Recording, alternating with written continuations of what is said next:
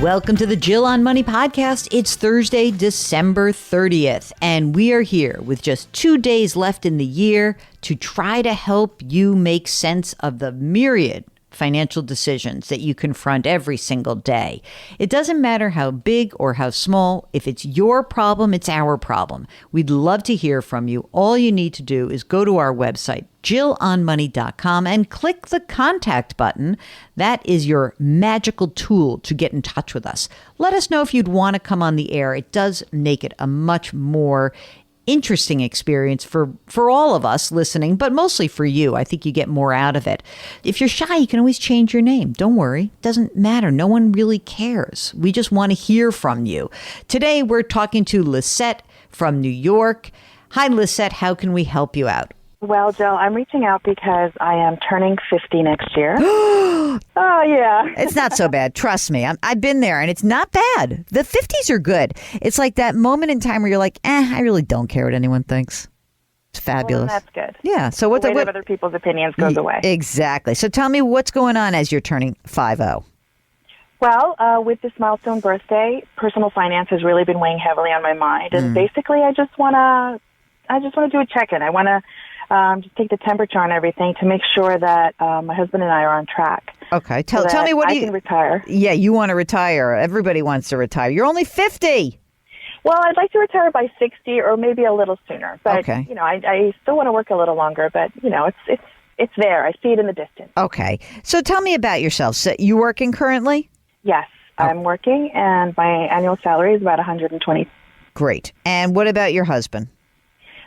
He is actually retired. What? Former law enforcement. Yes, he's 55, retired former law enforcement, and he brings in about $78,000 with his pension, but also has a consulting gig on the side that's about $30 a year. Oh, that's nice. So he's still keeping busy. In other words, AKA keeping out of your hair.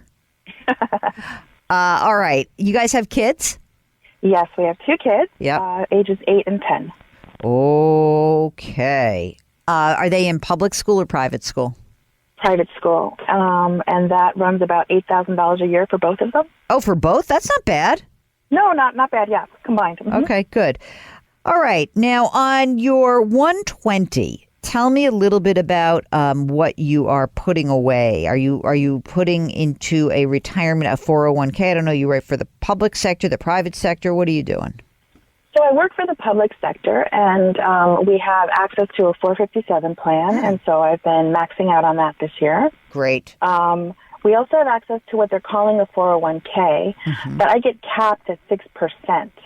Are you doing it? Go beyond that. So but you're putting away the max in the 457 plus the 401k, right? Exactly. Okay, great. And then they match that 401k with another 8%. That's amazing. How much money do you have that is socked away? Just pile it together for me in terms of the 457 plus the 401k. So what do we have out there? So the 457 plus the 401k, we're looking at about just under $100,000. Okay, great. And then I have... Keep going. I have a traditional IRA account with Vanguard.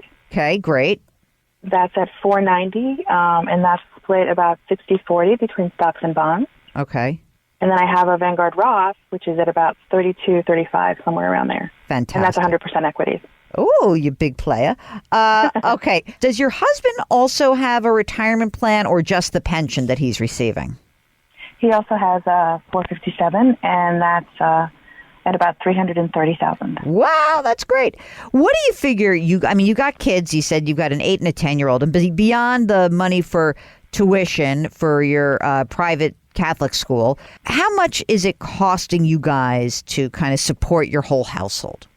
I would say it runs about, with the Catholic school side, the private school side, I would say it runs about $6,000 a month. Okay, that's great. That's not too bad. Yeah.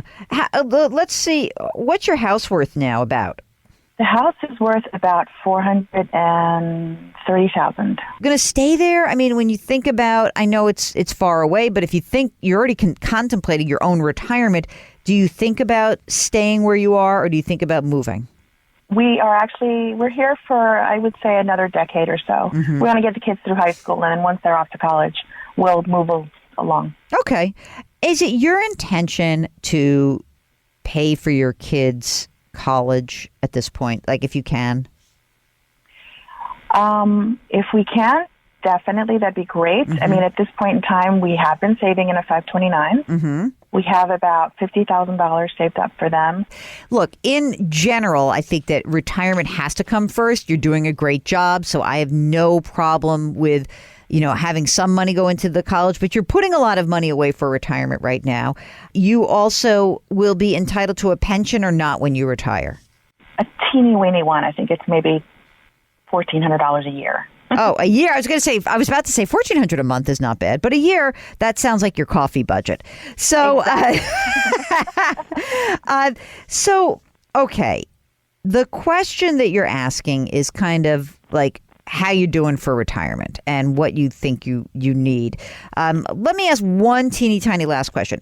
Beyond all these retirement savings, do you have an emergency reserve fund that is socked away just in case? I do have an emergency reserve fund. It's not that much, though. It's only about $5,000. Okay. We are stocking away about $500 a month now because we've gotten serious about that. Okay, good. Very good. So let's presume that you need $7,000 a month, okay? Or let's just say $85,000 a year is, about what you think you need. Now, the good news is that your husband's pension of $78,000 covers a lot of that. I mean, is that $78,000, by the way, net or gross? Is that what he takes home, or is that the gross amount and then it's taxed? That's a gross amount and then it's taxed, Okay. and then we have medical insurance that gets paid out through that. Okay. All right.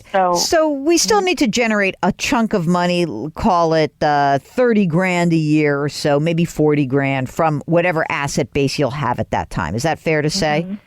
Okay, yeah. Okay, so here's the good news. Let's just say that you needed $35,000 a year to generate. You have today probably almost enough to make that happen. Certainly by the time you retire, you will. So let's take it line by line. You've got this $100,000 that you've socked away already. You've got $490,000 that is sitting in a traditional IRA. You've got $35,000 in a Roth. Your husband has $330,000 in a retirement account. And this does not even include the money that you are going to be adding every year. So if you don't do much to change your financial life going forward, you're going to have probably $1.5 million, maybe $2 million. Let's call it by the time you're 59 and a half, because you're probably not going to want to do this until you're 59. Maybe you would do it earlier. I don't know. We'll see. But you'll have plenty of money. And that money, that $1.5 million, that $2 million, that will generate the $35,000, $40,000, even $45,000 you need pre-tax to pay for your lifestyle. So you are 100% on track.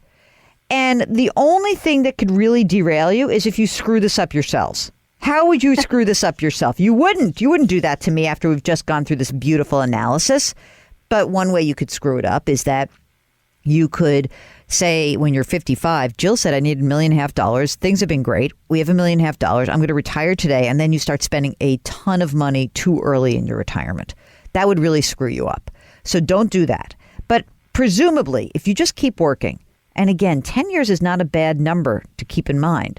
If you just kept working until you were 60 years old, I think this makes incredibly good sense.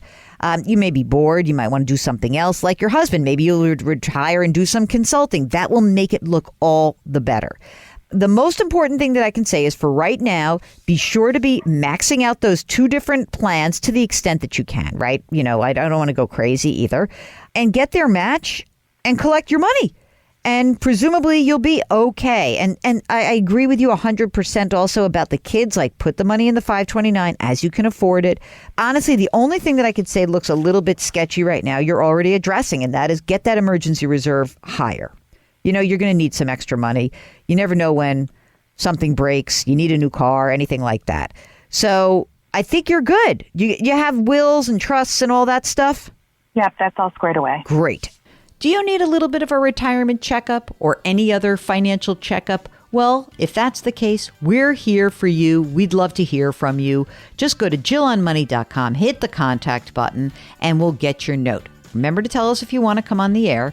And of course, while you're on the website, check out all the great stuff that's there. You can read columns and listen to past shows, watch TV appearances, and check out the resource section. It's quite excellent. Mark keeps that up to date and very useful.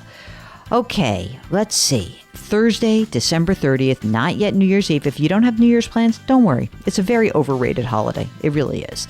Lift someone up today, please. Grit, growth, grace. We'll talk to you tomorrow.